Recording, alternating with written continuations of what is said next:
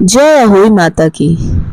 तो चलिए अहोई अष्टमी व्रत कथा शुरू करते हैं। कहा जाता है एक नगर में एक साहूकार रहा करता था। उसके 7 बेटे थे और 7 बहुएं तथा एक पुत्री थी। दीपावली से पहले कार्तिक बदी अष्टमी को सातों बहुएं अपनी इकलौती नंद के साथ जंगल से मिट्टी लेने गई। जहां से वे मिट्टी खोद रही थी वहीं पर स्याहू सेहे की मांद थी। मिट्टी खोदते समय नंद के हाथ से सेही का बच्चा मर गया। स्याहू माता बोली कि अब मैं तेरी कोख बांधूंगी। तब नंद अपनी सातों भाभियों से बोली कि तुम में से कोई मेरे बदले अपनी कोख बंधा लो। तो सभी भाभियों ने अपनी कोख बंधवाने से इनकार कर दिया, परंतु छोटी भाभी सोचने लगी यदि मैं कोख न बंधाऊंगी तो सासू जी नाराज हो जाएंगी। ऐसा विचार कर नंद के बदले छोटी भाभी ने अपनी कोख बंधा ली। उसके बाद जब उसे जो बच्चा होता वह 7 दिन बाद मर जाता। एक दिन साहूकार की स्त्री ने पंडित जी को बुलवाकर पूछा कि क्या बात है, मेरी इस बहू की संतान 7वें दिन क्यों मर जाती है। तब पंडित जी ने बहू से कहा कि तुम काली गाय की पूजा किया करो। काली गाय स्याहू माता की भाईली है, वह तेरी कोख छोड़े तो तेरा बच्चा जिएगा। इसके बाद से वह बहू प्रातः काल उठकर चुपचाप काली गाय के नीचे सफाई आदि कराती थी।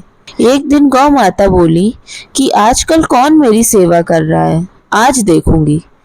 गौ माता खूब तड़के जागी तो क्या देखती है कि साहूकार के बेटे की बहू उसके नीचे सफाई आदि कर रही है। गौ माता उससे बोली कि तुझे किस चीज की इच्छा है जो तू मेरी इतनी सेवा कर रही है, मांग, क्या चीज मांगती है।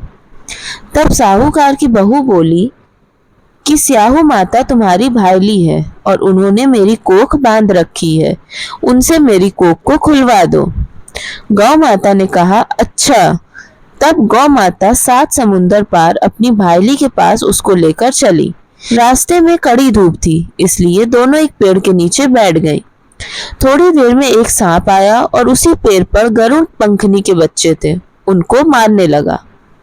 तब साहूकार की बहू ने सांप को मारकर डाल के नीचे दबा दिया और बच्चों को बचा लिया।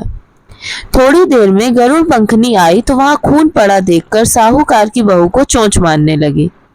तब साहूकारनी बोली कि मैंने तेरे बच्चे को मारा नहीं है, बल्कि सांप तेरे बच्चों को डसने आया था। मैंने तो तेरे बच्चों की रक्षा की है। यह सुनकर गरुड़ पंखनी खुश होकर बोली कि मांग, तू क्या मांगती है।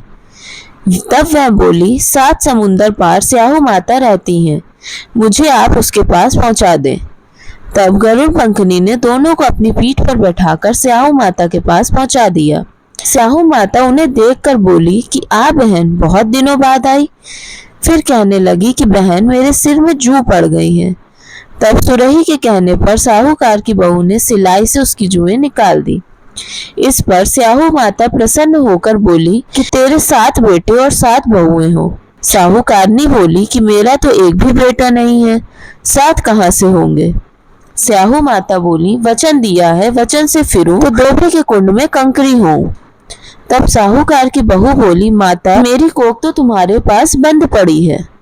यह सुनकर स्याहू माता बोली तूने तो मुझे ठग लिया, मैं तेरी कोख खोलती तो नहीं, परंतु अब मुझे खोलनी पड़ेगी।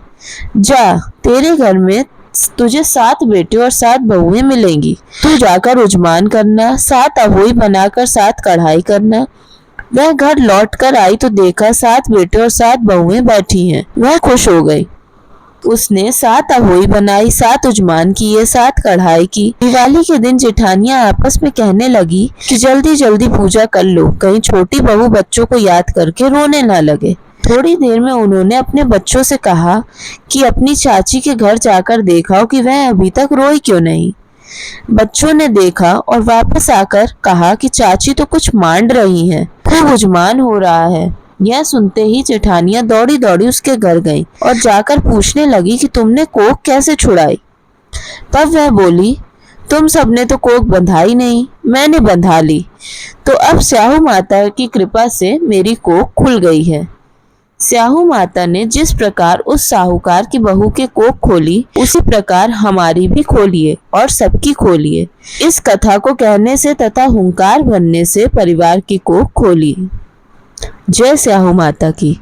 स्याहू माता का आशीर्वाद आप सबके परिवार पर और आप सबके बच्चों पर सदैव बना रहे। धन्यवाद। Please like, share and subscribe my channel.